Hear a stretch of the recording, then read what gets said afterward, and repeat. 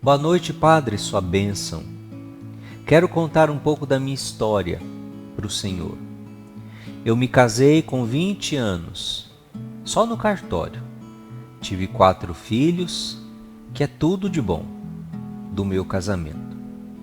Pois o meu marido não me respeitava, continuava a vida dele como se fosse solteiro, tinha várias namoradas, eu ficava sabendo de tudo. Mas eu fazia vista grossa, pelo fato que eu gostava demais dele. E também com os meus filhos todos pequenos, pois pensava que se eu me separasse dele, seria muito difícil para mim e para os meus filhos. E ele não estava nem aí para nós. Um belo dia, cheguei do serviço, abri o guarda-roupa e ele tinha levado toda a roupa para casa de uma das mulheres que ele tinha. Sofri muito, Padre. Meu mundo desmoronou. Pedi muitas vezes para ele voltar, mas ele não voltou.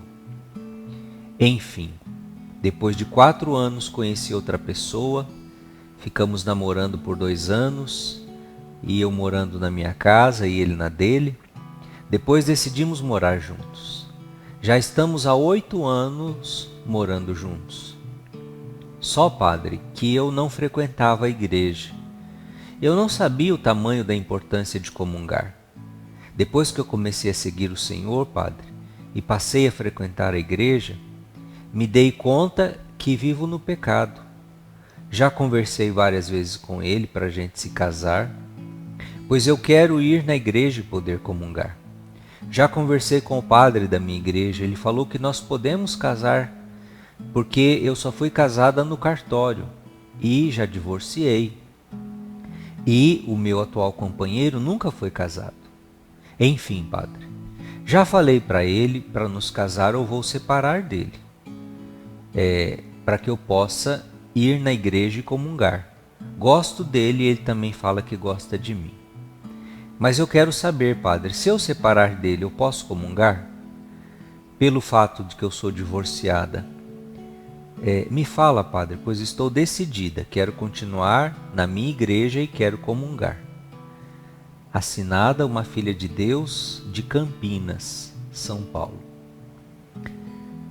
Obrigado, filha de Deus, pelo seu testemunho, pela sua partilha, pela sua história, que me emociona, porque, você dizer que, de alguma forma, a obra Colo de Maria, eu, fomos instrumentos para que você conhecesse a Deus, se aproximasse de Deus e da igreja.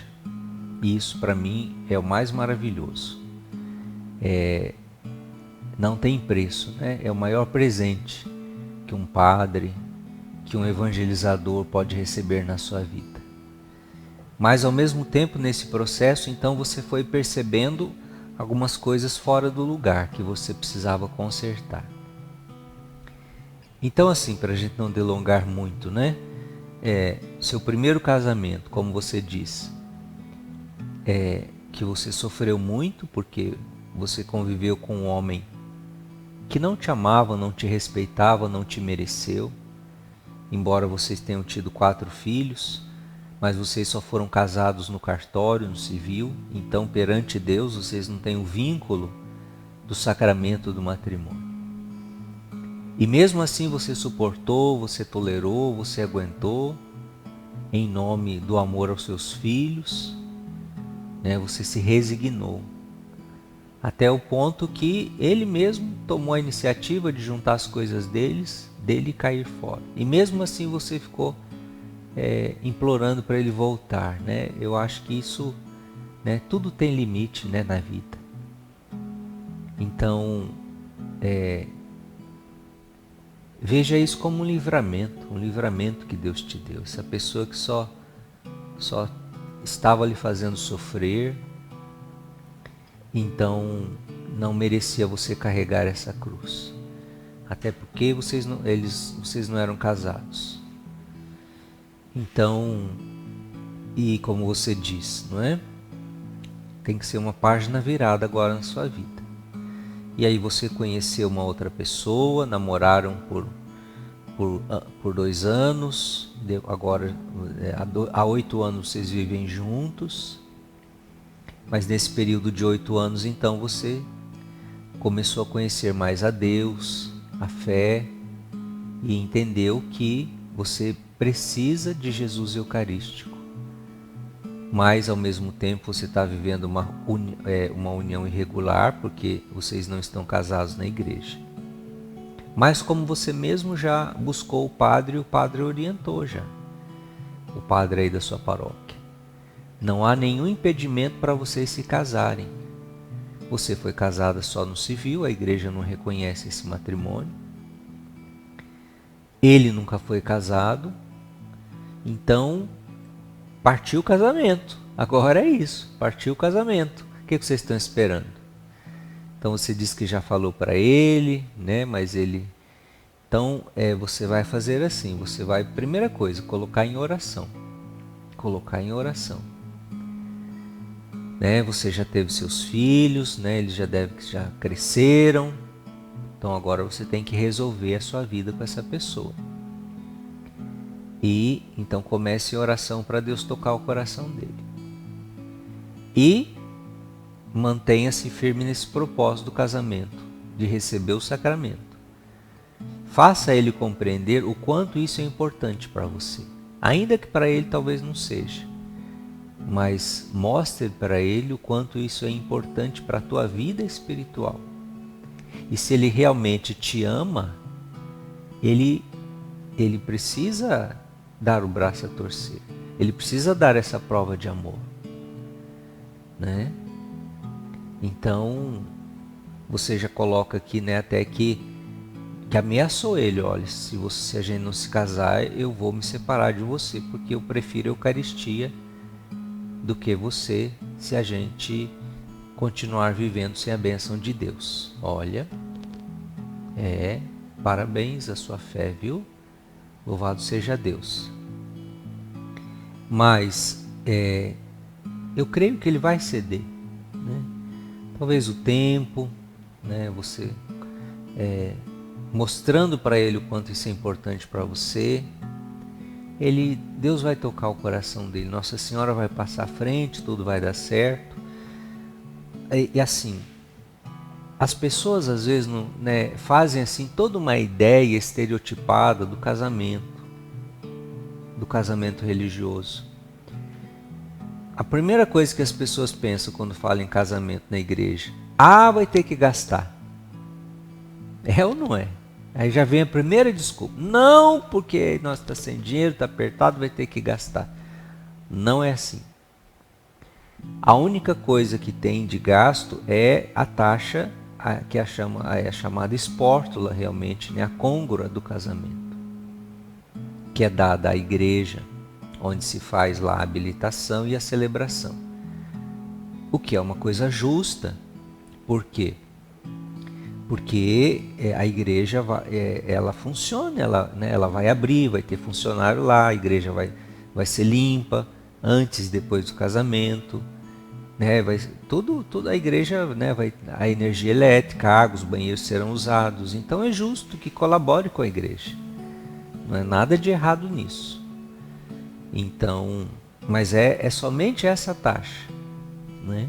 Que varia de diocese para diocese. E às vezes até de paróquia para paróquia. Não deveria, mas às vezes tem umas paróquias, né, que acham que pode assim cobrar mais caro, vamos dizer assim, né? Aqui na nossa diocese, por exemplo, eu não sei de cabeça não, mas é coisa de, não sei, se é meio salário, alguma coisa assim. Então é isso, é o gasto, entre aspas, né, que vai se ter. Mas se vocês se programarem, se organizarem, também isso aí não é o fim do mundo. Agora, aí as pessoas inventam que querem ter o quê? Buffet, floricultura,